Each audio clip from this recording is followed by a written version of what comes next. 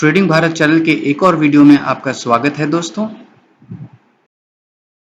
तो दोस्तों शुरू करते हैं सबसे पहली और सबसे बड़ी खबर के साथ, जिसका सबको बेसब्री से इंतजार था। वो आ गई है। एफओएमसी की बैठक में यूएस फेडरल रिजर्व ने ये फैसला लिया है कि वो बैंक रेट्स को अनचेंज्ड यानी कि अपरिवर्तित रखने वाले हैं, कोई बदलाव नहीं किया जाएगा। इस समय यूएस का जो बैंक रेट है वो अपने 22 साल के सबसे हाई पर चल रहा है।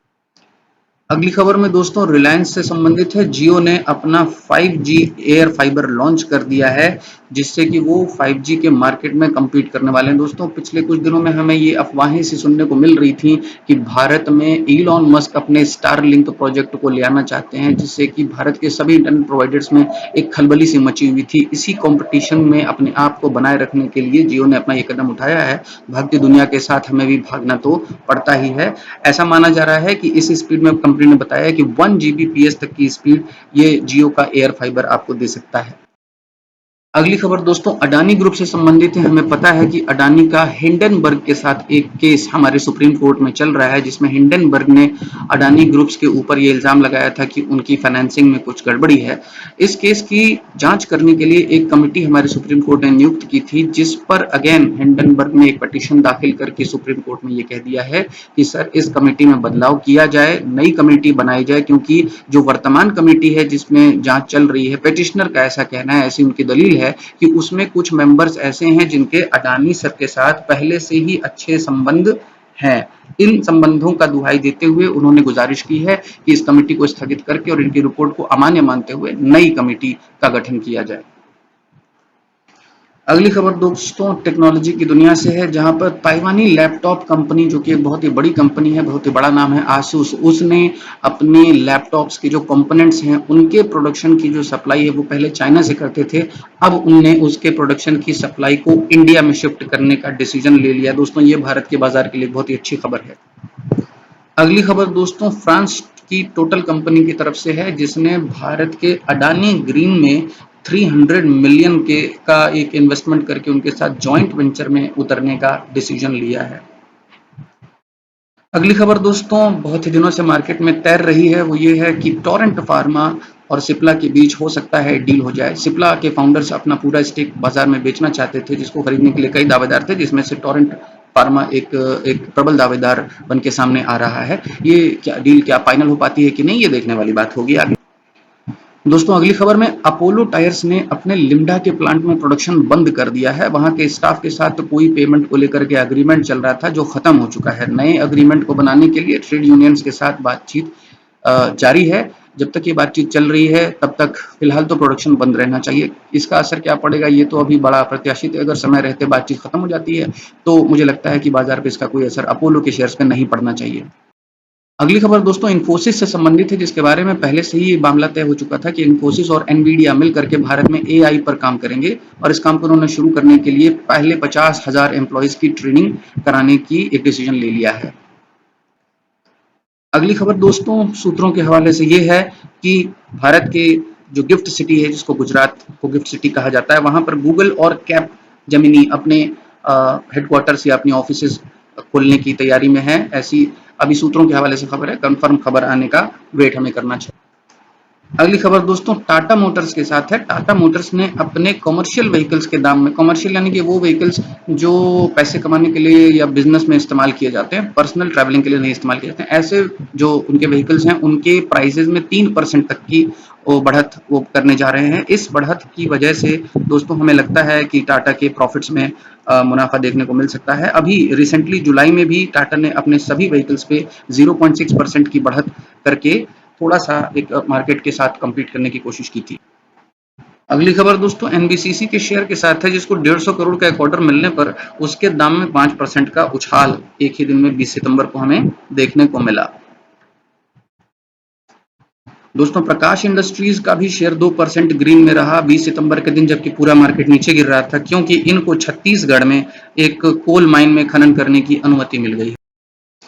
अगली खबर में दोस्तों बीडीएल को 290 करोड़ का ऑर्डर मिलने के बाद इसके प्राइस में भी हमें 2.5% की बढ़त देखने को मिली।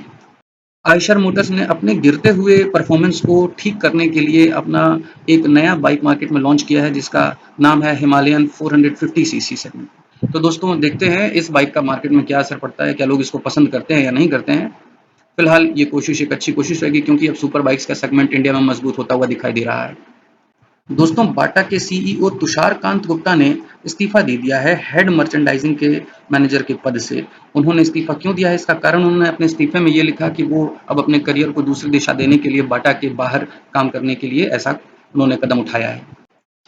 दोस्तों बाजार के डेटा के बारे में बात करें तो एफआईआईज ने 20 सितंबर को 3,110 करोड़ रुपए की सेलिंग की है और डीआईआईज ने 2,182 करोड़ रुपए की सेलिंग की है। ये तो हो गई इक्विटी की बात इंडेक्स की करें तो दोस्तों 20 सितंबर को एफआईआईज ने इंडेक्स ऑप्शंस में 53,043 करोड़ रुपए की सेलिंग की, बहुत ही बड़े अमाउंट में सेलिंग की है, जबरदस्त बेरिश सेंटिमेंट दिखाई दे रहा है। साथ ही साथ विक्स इंडिया 11.13 पर चल रहा है, तो इसको हम समझ सकते हैं कि मार्केट में विक्स तो ठीक चल रहा है, वोलेटिलिटी ठीक ठाक है, लेकिन ओवरऑल एफआईआईज डीआईआईज और पूरा इंटरनेशनल मार्केट सब कुछ बेयरिश। इंडेक्सेस को अगर गौर करें दोस्तों तो bank Nifty, Sensex, Dow Jones, Nasdaq, DAX UK यानी डैक्स को छोड़ करके बाकी लगभग सारे ही इंडेक्स नेगेटिव में हमें दिखाई दे रहे हैं। तो ओवरऑल ग्लोबल मार्केट में एक नेगेटिव सेंटिमेंट हमें दिख रहा है। तो दोस्तों इस नेगेटिव सेंटिमेंट को क्या मार्केट बरकरार रख पाएगा, ये देखने वाली बात होगी। तो क्या है दोस्तों हमारे मार्केट के लेवल्स 20 सितंबर यानी आज के दिन ट्रेडिंग के लिए। आज दोस्तों निफ्टी की एक्सपायरी है, लेकिन पहले बात करते हैं बैंक निफ्टी की। बैंक निफ्टी में दोस्तों जो लेवल्स निकल के आ रहे हैं वो है, पहला हमारा सपोर्ट लेवल है 45,294 के आसपास और दूसरा सपोर्ट जो हमारा बन के आ रहा है वो है 45,140 के आसपास। अगर इन लेवल्स पे मार्केट आता है तो हमें बाइंग साइड के सेटअप को फाइंड आउट करने की कोशिश करनी चाहिए। बात करते हैं लेवल्स की दोस्तों, रेजिस्टेंस कहाँ पे है, तो रेजिस्टेंस दोस्तों हम देख सकते हैं कि 45,733 के लेवल पे एक रेजिस्टेंस हमें दिखाई देता है, जो कि कल के लेवल का हाई था, कल के मार्केट का।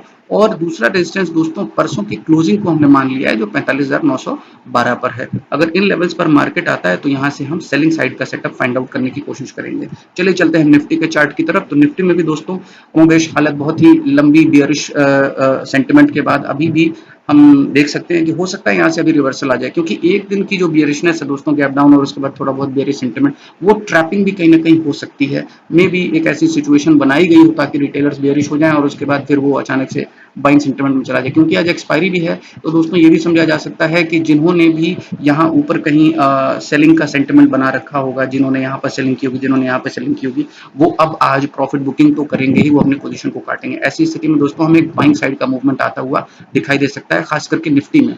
लेकिन क्या हम उस बाइंग को ढूंढ पाएंगे कि नहीं, ये तो मार्केट शुरू होने के बाद ही पता चलेगा। फिलहाल लेवल्स पे बात करते हैं तो एक सपोर्ट का लेवल हमें 19,886 पर दिख रहा है और एक दूसरा सपोर्ट का लेवल हमें 19,929 पर दिख रहा है। अगर हम बात रेजिस्टेंस की करें तो 20,000, क्योंकि एक बहुत ही बड़ा राउंड फिगर है तो वहां पर हमें एक रेजिस्टेंस दिखाई देता है, क्योंकि राउंड फिगर के तौर पर हमने इसको रेजिस्टेंस मान लिया है।